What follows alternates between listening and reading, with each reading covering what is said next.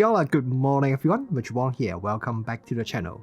Today we are looking at this Sigma 28-45 f1.8. This is the first full-frame zoom lens that has a constant f1.8 maximum aperture. I know a lot of people are shooting with f1.8 prime lenses these days, so this Sigma zoom lens has the same maximum aperture, but it can replace 2 or 3 of the common standard wide focal length prime lenses. This lens is available for both Sony E and Leica L mount. The sample I borrowed from the Sigma New Zealand distributor CR Kennedy is for the L mount. In this review, we will look at the performance of this lens and see what are the pros and cons of this f1.8 zoom lens.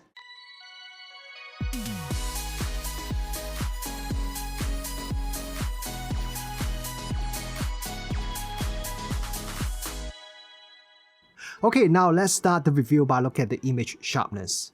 Most of the test photos in this review was shot on the 44 megapixel Lumix S1R2. And let's start look at the wide-end performance first. At 28mm focal length, even with the 44 megapixel Lumix S1R2, the center is already pretty sharp at f1.8.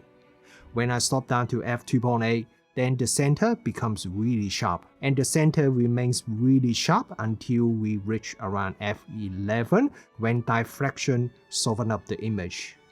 And if we now look at the corner, it is not bad at f1.8, but it gets sharper when we stop down the lens a bit more. We reach the maximum corner sharpness at f5.6. Focusing at the center or corner of the photo doesn't change the center or corner sharpness, which means the lens has very minimal field curvature at 28mm focal length. And now let's look at the Teddy N 45mm focal length. At f1.8, the center is also pretty sharp already, and if we stop down a bit to f2.8, then the center becomes really sharp. It remains like that until around f11. And let's look at the corner at 45mm focal length. At f1.8, the corner is very acceptable, but it does become sharper if we stop down to around f4. And once again, it doesn't look like the lens has much field curvature at 45mm focal length. Now, as I myself also have the Sigma 45mm f2.8 prime lens myself, I did a quick comparison between this Sigma 28-45 lens and my Sigma 45 f2.8 lens. Here are the comparison photos, both shot at 45mm f2.8. The Sigma 28-45 is much sharper at both the center and the corner. I guess it tells us that this Sigma zoom lens is really sharp. The minimum focus distance of this Sigma lens is 30 cm across the entire focal length range. The maximum magnification ratio is 0.25 times at 45mm focal length, which is not bad at all. This is the photo shot at the minimum focus distance at 45mm focal length. The sharpness is okay, but it does get much sharper once we stop down to f2.8. Bokeh is quite nice and smooth overall, doesn't look too distracting. And the advantage of f1.8 constant aperture is that you can dissolve the background quite a bit more compared to the normal f2.8 zoom lens when shooting the same photo but at different aperture. There is some minor cat's eye bokeh effect at the corner when the subject is at close distance, but it's nothing really crazy. Occasionally, I see some halo ring around the edge of the bokeh balls, but luckily that doesn't seem to happen very often. Vignetting is quite well controlled. At f1.8, there is only a small amount of vignetting visible. Interestingly, vignetting is slightly heavier at the Teddy N 45mm focal length than the 28mm wide end. But even at 45mm focal length, it is still not very serious. Once you stop down the lens slightly, then vignetting will quickly disappear. Chromatic aberration control is very good. I only see quite minor color fringing in a few photos. photo like this, you would usually see some pretty distracting color fringing around the power line, but this Sigma lens handles it pretty well. When the lens profile correction is enabled, the lens has very minimal distortion, almost not noticeable at all throughout the whole focal length range. However, if you disable the distortion correction, then there is some barrel distortion at the wide end, and it will then turn into pincushion distortion at the taily end. Lens flare control is quite decent overall. Even when shooting into the sun, lens flare control is still quite decent. Contrast remains good as well. Occasionally, I see some purple lens flare. This usually happens when there is a strong light source just outside the frame. But this is the only lens flare issue I noticed with this Sigma lens. To get nice and sharp Sunstars from this Sigma lens, I need to stop down the lens to at least f8 or even f11. At the minimum aperture f16, the 22-point Sunstars looks quite nice.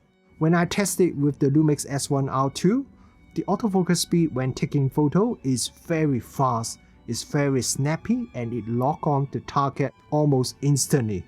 The autofocus operation is also very quiet, almost silent.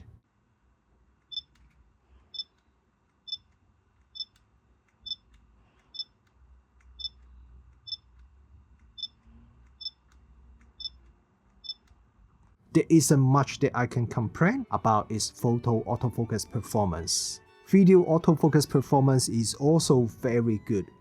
Autofocus is very responsive and it tracks the subject very quickly when I test it with a pre-production Lumix S1R2. Autofocus is also very quiet as well, so you won't hear any autofocus noise in your video.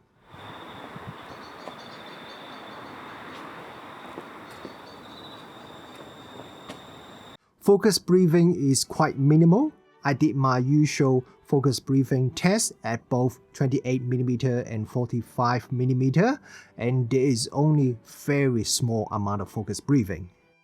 Now let's have a look at the body design of this lens. And this is both the best and worst thing about this lens. Let's talk about the negative things first. It is really a big lens. The weight of this lens is almost 1 kilogram, so it's not only big but it's also heavy as well. I am a wedding photographer, so I shot with 24-70 f2.8 as my primary lens for many weddings, and I also use many other heavy professional lenses as well, but still I am a little bit intimidated by the size and weight of this Sigma lens. To be fair, it's not very different from a 24-70 f2.8 lens, but maybe because this lens can only go up to 45mm focal length, so the size of this lens is really quite a bit bigger than I expected. I guess this is the price that we have to pay for a lens with a constant f1.8 maximum aperture. After all, f1.8 is over 1 stop faster than the typical f2.8 zoom lens. Another thing that I don't really like is that Sigma's zoom ring turns in the opposite direction compared to the typical Sony E-mount zoom lens or the Lumix L-mount zoom lens as well. So for most of the E-mount and L-mount users considering this lens, you may need a bit of time to get used to the opposite zoom ring direction when you are shooting with this Sigma lens. So these are the two main negative things I found about this lens. And now let's talk about the positive things. First, the construction of this lens is just excellent. It feels very premium, the lens is solid, everything feels just as nice as the best first-party pro lenses in the market. Actually, it feels better than some first-party pro lenses, as some brands use a lot of plastic parts these days to reduce the weight, but that also affects how the lens feels when you hold it on your lens. This Sigma lens just feels very premium. The lens has an aperture ring, and there is an aperture ring click switch that changes the aperture ring between having clicked and declicked. There's also an aperture ring lock switch that can stop the aperture ring from switching between f16 and the A position.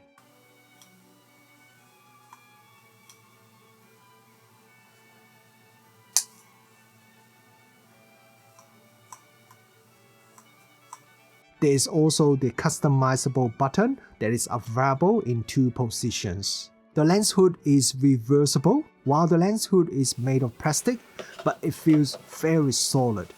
Even the button to unlock the lens hood feels very nice.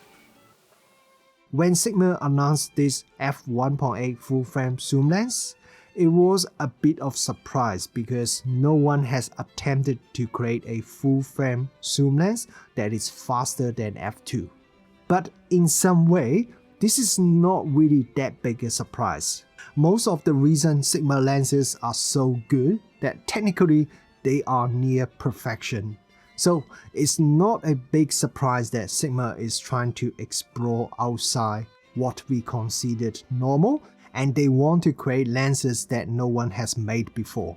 And the result is this spectacular lens. The image quality is really good. It's a very sharp lens with minimal flaws. The build quality is excellent, and it also has all the features that you would expect from a professional lens. If you are a professional photographer and you usually shoot with prime lenses because you want something that is faster than the normal f2.8 zoom, then this can be a really attractive choice, as this lens could replace 2 or 3 of the popular prime lenses. When I shoot weddings or events, I quite often would shoot with a 28 and a 50 or 35 and a 50. So this lens covers almost all these lenses, so if I shoot with this lens, then I don't have to carry multiple lenses. Another benefit is that I'm not limited by the fixed focal length of prime lenses. I can shoot anywhere between 28 and 45mm focal length. The major downside is the size and weight. This lens weighs almost 1 kilogram, so that is easily the weight of 3 f1.8 prime lenses added together. So if you have to carry this lens and shoot for extended period of time, you will definitely feel the weight of this lens. So if you love shooting with prime lens because of its compact size, then you probably won't like this Sigma lens. I won't recommend this lens to casual users. I don't see myself carrying this lens with me as an everyday lens, and I don't think I will bring it with me when I'm traveling. But if you are a professional photographer or videographer, and you love fast aperture lenses but don't like prime lens fixed focal length, then this Sigma 28-45 f1.8 might be just the perfect lens for you.